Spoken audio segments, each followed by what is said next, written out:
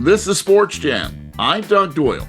My guest today is Dunne, former basketball player at Seton Hall University in the late 70s and early 80s, member of the Puerto Rican national team. He was actually even named to the Olympic team, but because that year in 1980 there was a boycott, he was not able to play in the Olympics. We'll talk about that a little bit later. He's also a coach and scout for the G League, the Harlem Globetrotters, and much more. And as you can see his backdrop, he is part of the NBA Assistant Coaches Program.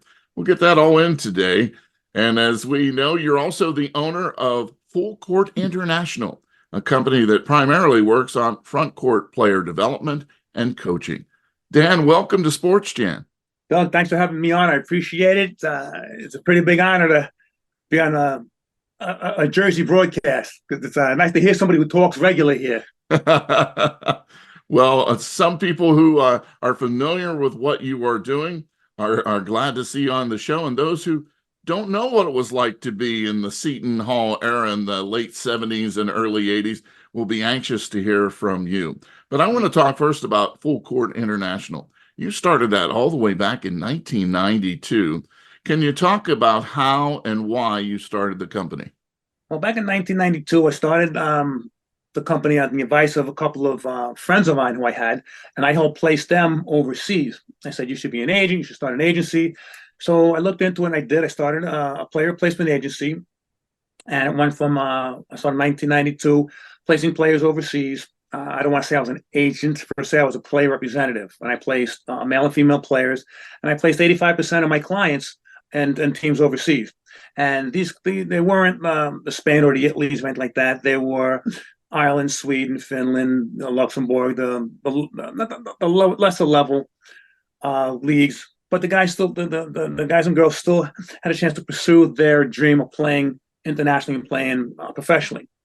When things started getting convoluted with FIBA getting involved and everyone and their cousin thinking that they could do agency work, I stopped doing it because it was a second full-time job to do it correctly. I branched off and did mostly front court play development, because as you know, as a basketball fan, you see on the TV, the big man play is not as fundamentally sound as it used to be, because not many people know how to teach the proper techniques and how a big man should play.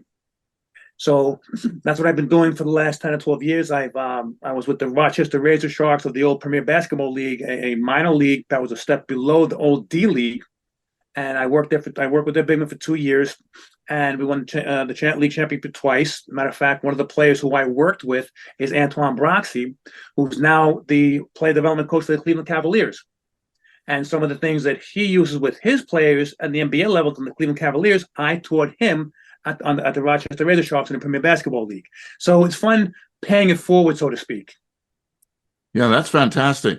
And you talked about it already. There is a huge difference in the game in the NBA to the days when you were playing college ball. You went up against Patrick Ewing when big men still dominated the game.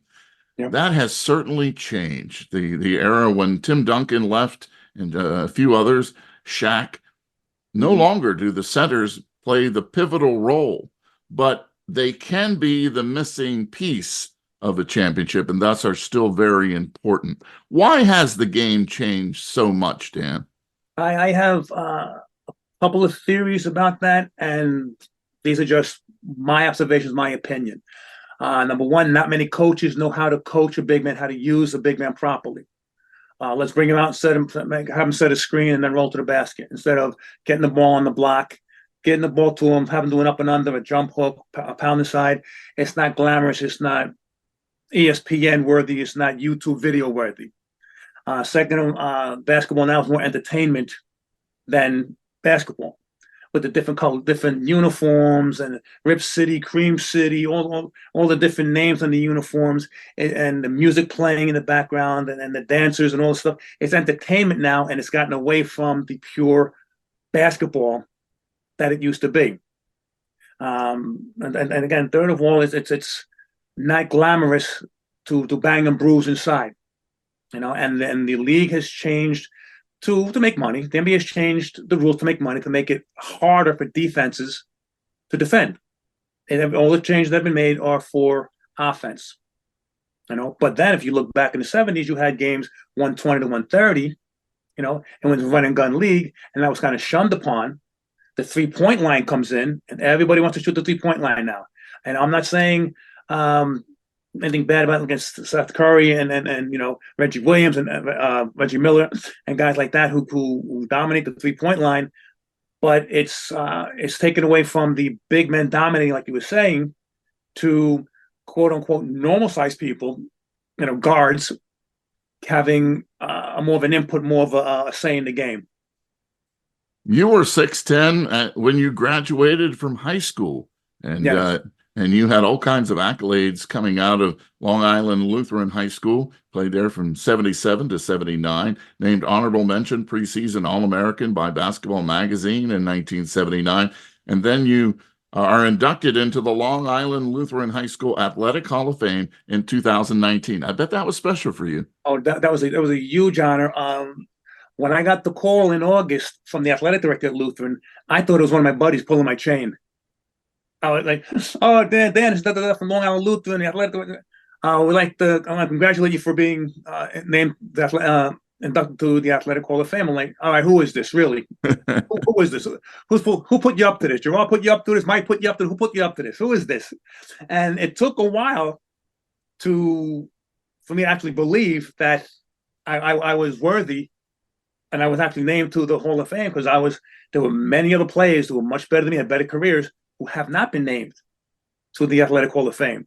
And they say it wasn't just what they did on the court, it's also what they did in the classroom, how they conducted themselves afterwards. And like, wow, I never realized I was just being the man that my father, my brother, and my coaches taught me how to be. And then I was flabbergasted. I was flabbergasted with being inducted into the Hall of Fame, which was huge because of all the great players that came from Long Island Lutheran. And I was in shock, but I was very, very proud, very proud. And well, you should be. And it's so interesting that, a lot of times people think that, well, if you're an athlete, maybe your grades suffer. Well, that certainly wasn't the case for Dan Dunne. He actually was struggling with math until he became a basketball player, and it helped you be so much better in the classroom. Tell us about that. Well, I was 6'4" in ninth grade.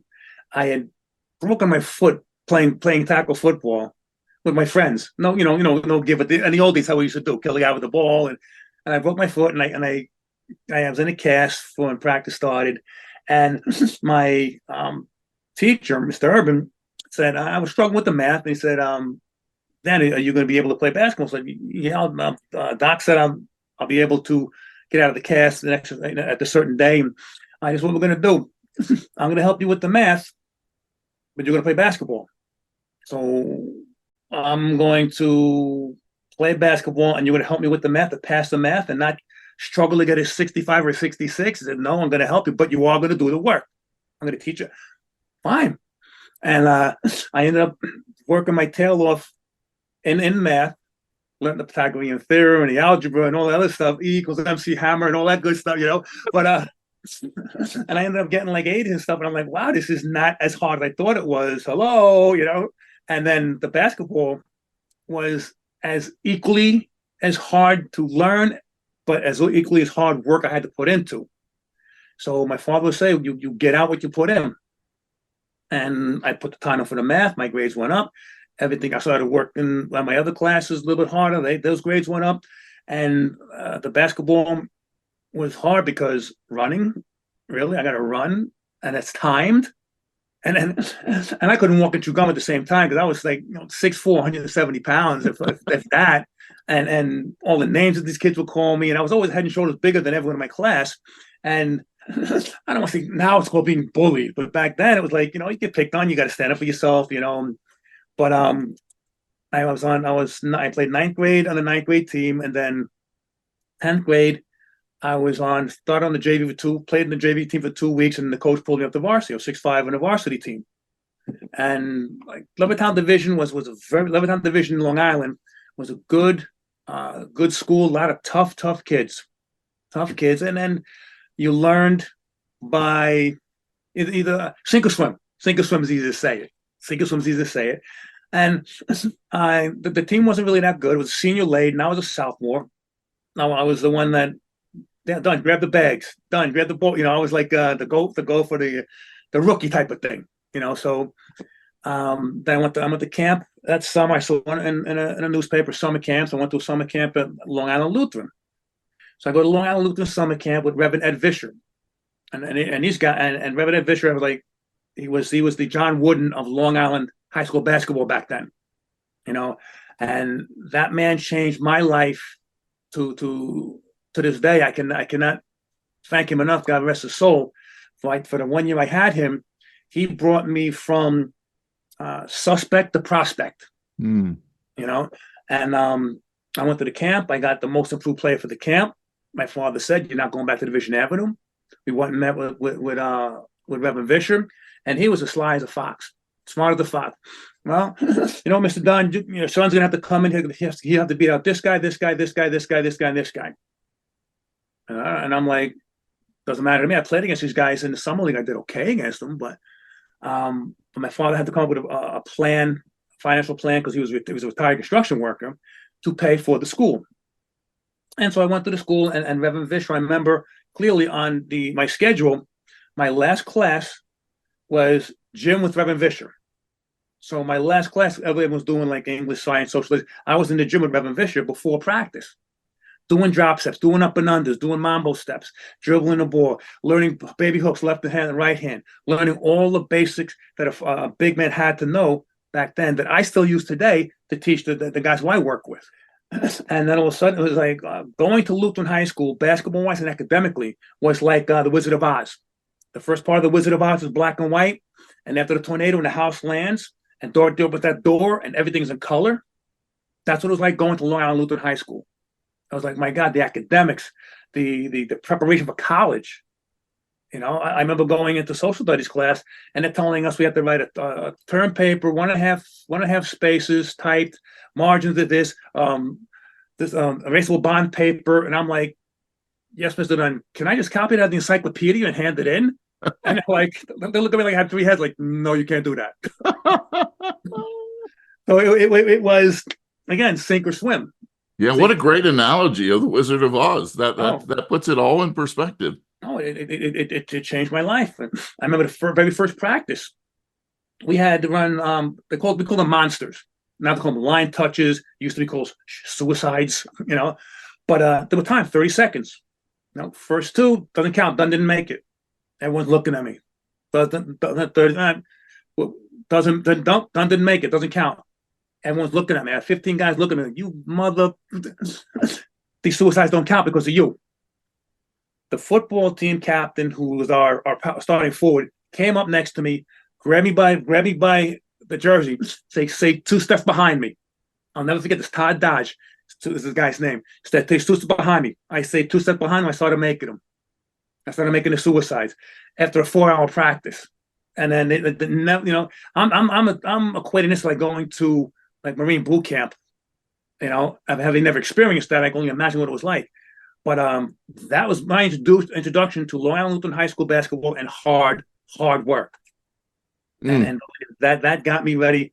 That got me ready for college academically and basketball wise.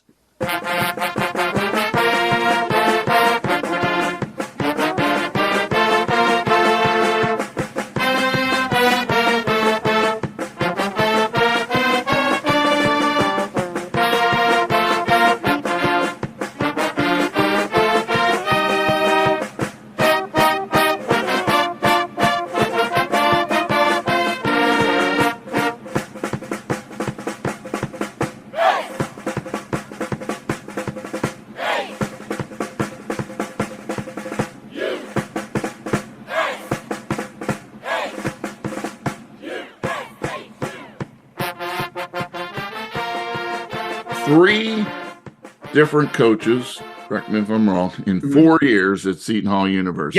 Yes.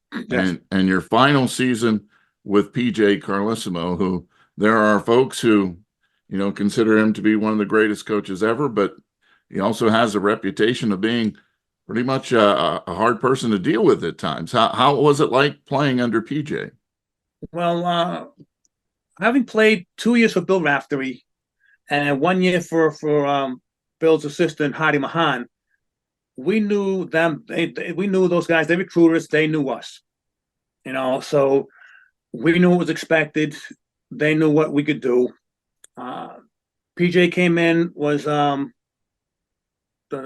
was brought in from Wagner, and for him it was a big step. I think he was 33, 34 years old, young coach coming from Wagner, which was an okay program. He'd had some success there, to the Big East, which was big time even back then. When back in the early '80s, it was starting to branch out and really become a powerhouse. The analogy I like to draw is you have your car. You have your car that you drive. The seats where you want it to be. The mirrors are where they want it to be. You're used to it. You know how the gas pedal works. You know what, you have the brakes. You know what, everything. PJ came in and we were forced on the fly. We had to change the mirrors. We had to change where the seat is. We had to get used to everything being different coaching style, different expectations, different everything. And being a senior and having a certain level of expectations for my senior year, me and the other two seniors, we were like, okay, what is this? We couldn't understand what was going on, and we did the best we could. And it was a difficult season on the court, and I won't say off the court, but on the court it was a difficult season because we weren't really that good, because we had lost Danny Calangillo, North Bergen superstar. He was the Seton Hall's first Big East superstar. And I played my freshman, sophomore, and junior year with Danny. Danny was the leader. Danny was the Superman of the Justice League of America. So he was the leader. He knew how to win. He wanted to win. He was the heart and soul of the Seton Hall teams that I was on the first 2 years. Without him, there's a huge void in leadership. And that kind of contributed a lot to our not knowing where we're going. Being in the car and driving at night with no GPS, no AAA triptych back then, but having to get somewhere and not knowing how to get there. Do you still follow Seton Hall basketball? Yes. I follow. I do not like the gray, the Hall uniforms. Like I said before about the NBA uniforms, but blue and white. You cut me, I believe Seton Hall blue. If I can go back, whatever they need from me, you need a kid to help the team win, here, take one. I want them to do well. I love my experience at Seton Hall, and I always want my team to do well. Losing to Rutgers always hurts. We can win the NCAA championship this year, but we still lost to Rutgers. But they beat St. John's, so that's okay. They beat St. John's once, all right. It kind of takes the sting out of it. I'm fascinated. You have been a scout for many years for the Harlem Globetrotters and their opponent, the Washington Generals. Yep. What do you look for in a player that can play at that kind of exciting level?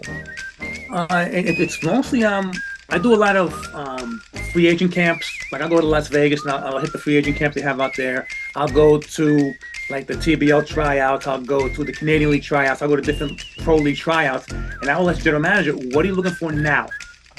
We need a small jitterbug guard, less than 5'10", 5'8", who's really quick. We need a big white guy who can run the floor and bang inside. We need dunkers. They will tell me what they need, and I'll kind of go out and see. All right, here's a guy that kind of fits the bill. Maybe take a little video or send it to him. I like him, talk to him. So they give me what they're looking for. They give me their menu, so to speak, and I'll go see if I can get the food for the menu. And I've been doing it for 30 years, and I've probably placed about 50 players on the Generals, Nationals, International All-Stars, and Harlem Globetrotters. Alex Nora was on a team years ago. He's Jordan Nora's father. Jordan Nora now has an NBA championship ring with Milwaukee, played with the Pacers. Now he's with the Toronto Raptors. So the father, I got him his job with the International All-Stars. You know, uh, I just last week I saw three of the guys who I got jobs came into Rochester, met them at the hotel, got pictures with them. Thank you so much. Really appreciate it. Thank you so much. It's paying it forward. It's paying it forward. I'm helping these young men pursue their dreams because no one did it for me when I was younger. I had no one to help me get a job or open a door for me when I was younger. So I'm helping these guys fulfill their dreams. And people laugh, oh, the Harlem Globetrotters, I want to play real basketball. You know what? The Harlem Globetrotters, 60% of the game is real basketball.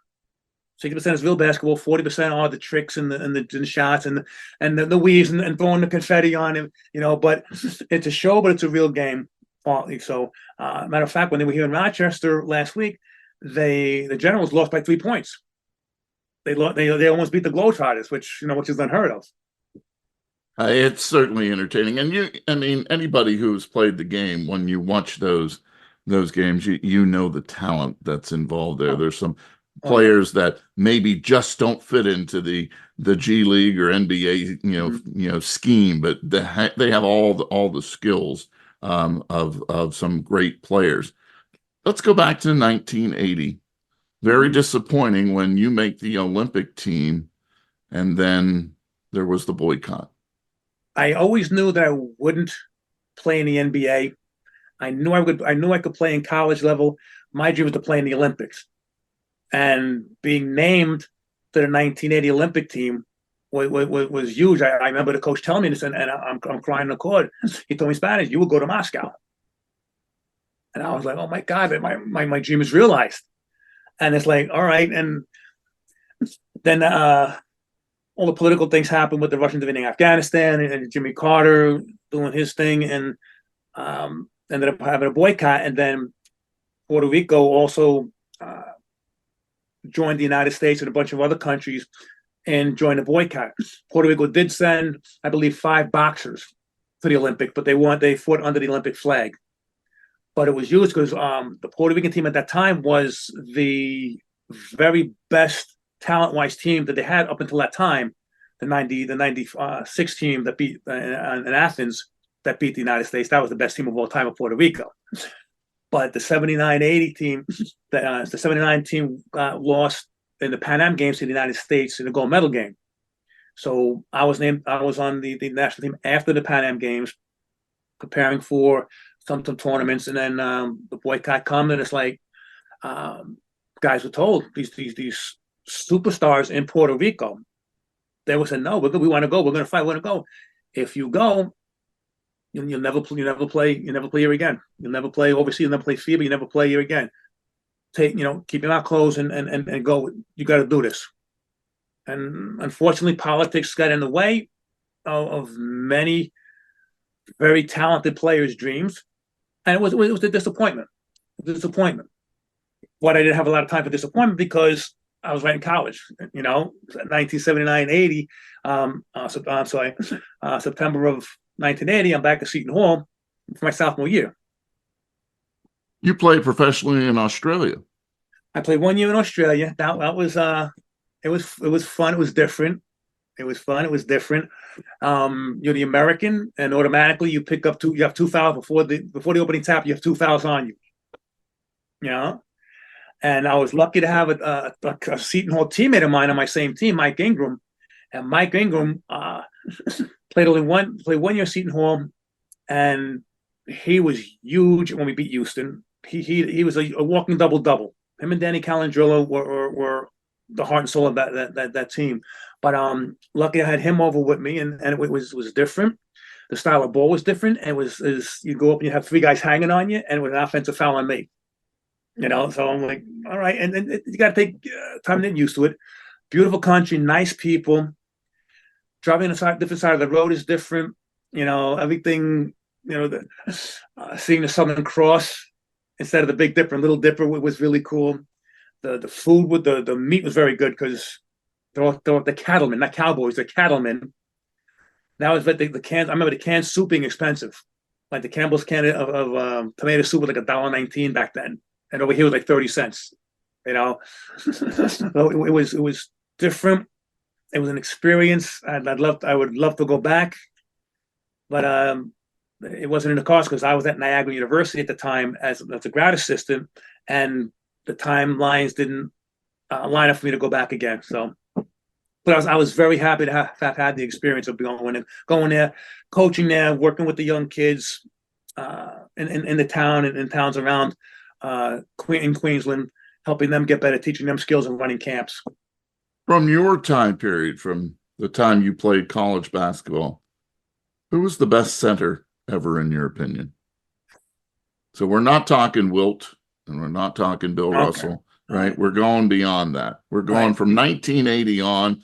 Who was the best center that ever played the game? And you can have your reasons for it too, obviously, because you're looking for different skills and things like that. Okay.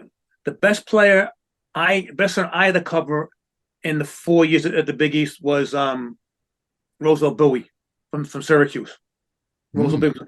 I was a pipe cleaner freshman, 6'10", 205 pounds of soaking wet, and he was a beast. 6'11", 240.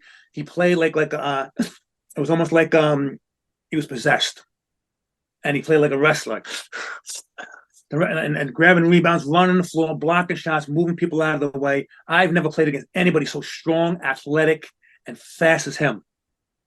Patrick Ewing was tough. Akeem Olajuwon was just becoming Akeem. Because my junior year, my Seton Hall, we beat Phi Slamma Jamma. First year they went to the Final Four, and Akeem was big, strong, quick, could jump out of the gym, and I was lucky enough to have to cover him, but he wasn't the Akeem that he became. Saying that, I think from 80 on, I think Akeem and Shaq were probably the best two centers of the pure centers from the 80s on. I know there'll be arguments about it. I like David Robinson's skills, but I think Akeem was more skills, more offensive armament, so to speak, more different weapons. He had more offensive weapons. I think Shaq. How are you going to stop Shaq? The look what he did to the Dudley was his name from the Knicks when the Knicks they showed it all the time and dunking on him and pushing him. You put three guys on Shaq and you still couldn't stop him. I'd love to see Shaq in his prime against Wilt in his prime. I still think Wilt is the greatest of all time, bar none. Better than Jordan, better than LeBron, better than everybody, because his athleticism, his strength, and he could play into his 50s. I remember being in the 80s, teams were talking to him about coming out of retirement to play during the playoffs. But he couldn't because the Lakers still had 1 year in his contract, But rope is still. Oh yeah, but I'm not sure if I answered your question. I may have answered. No, it's great. Great perspective, and I appreciate it. So as we wrap up this edition of Sports Jam, talking about playing into your 50s, you've been doing this for 3 decades of helping others. You still have the passion, don't you? You can hear it in your voice. Oh yeah. I think it may be wrong. Since we're past the pandemic, I can say it. It's like a virus. Once you get in your system, you have it. And if you can't get rid of it, like Rocky Balboa said, I still got stuff in the basement. And I can't run and jump and do the things physically like I used to do, but I could teach others how to do it and do it properly. I was a teacher for 30 years in the Rochester City School District, so I know how to teach. I know the terminology, pedagogy of teaching, both teaching and coaching, and combine the both is the best of both worlds. I can take the chocolate powder, put it in the milk, and mix it together and make chocolate milk. I have the ability. I can relate to players, their size. I've been there, done that. I can look at them eye to eye, their size. I played against the best in the world.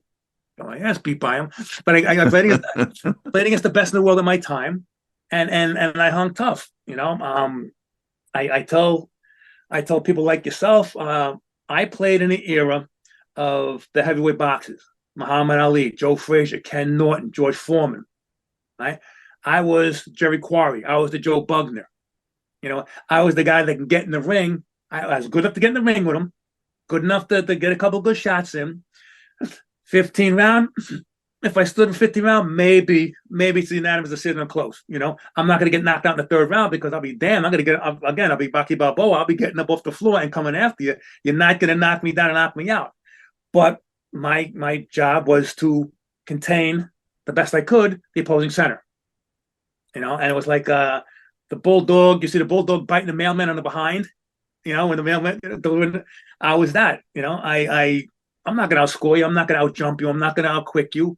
But I'm going to bang you. I'm going to beat you. I'm going to make you work. And if I can neutralize you, and you don't get your 15 points a game, you get 12 or 10 points a game. I did my job. And that's the way my style of play was, and that's how I teach the big men now. Because I'm not going to be superstars. You're not going to be, but you want to be one of those 12 on the team. You want to be one of those 8 that get in the game. And the tools I'm teaching you is going to get you in the game. The one thing you say about Dan Dunne that is just precious is he's giving back, right? He's giving back all the things that he has acquired, not only from his playing days, but as a teacher, educator, scout. One last question. Can you watch a game without going, he's going to make it? He's not. He needs to do this. I mean, can you just watch a game and enjoy it? It's kind of hard because I go to a lot of local. I'm in Rochester, New York, so I go to a lot of local high school, college games, and it's hard for me to be a fan and to sit and watch. Like I'll watch Syracuse play. My wife's a huge Syracuse fan, but I have some very good friends who play the Syracuse, and I can watch the game and I'll watch the opponent, and I won't. I'll keep my mouth closed, and I'll be a fan, I'll pull for Syracuse because it makes my wife happy, And plus, I don't play Seton Hall anymore, so that's good. But it's hard for me to be a fan of the game and not analytically or critically break these down. This guy pushed. Why are you not pressuring him on the guard? Can't handle the ball. Get up on him, pressure him. Deny the wing pass. Get over the starting the offense up to the right. Get up to deny the wing. And I'm saying this in my mind. I'm like, why is the coach seeing this? And so I got to take a step back or downshift a little bit, because they're in the hot seat. I'm not. It's easy to be up in the peanut gallery, throwing stones at whoever's making the calls. I've been there, done that, but the passion's still there, and the desire to help these guys get better and to see certain things not get done. That's back in our time. It was coaching 101. It's frustrating, but it's like, I'm not in that position anymore. I'm not in that position, so I can't say anything about it. That's why he is with the NBA's assistant coaches program, as well as scout for the Harlem Globetrotters, Washington Generals, doing all kinds of things for kids. He's Dan Dunne, and he's been our guest on SportsJam. It's been a pleasure, Dan. Thanks for joining us. Doug, thank you so much. I really appreciate your time. Hopefully, you got some good nuggets out of this and some good stories. Thank Absolutely. You so much. Thanks, Dan. Take care.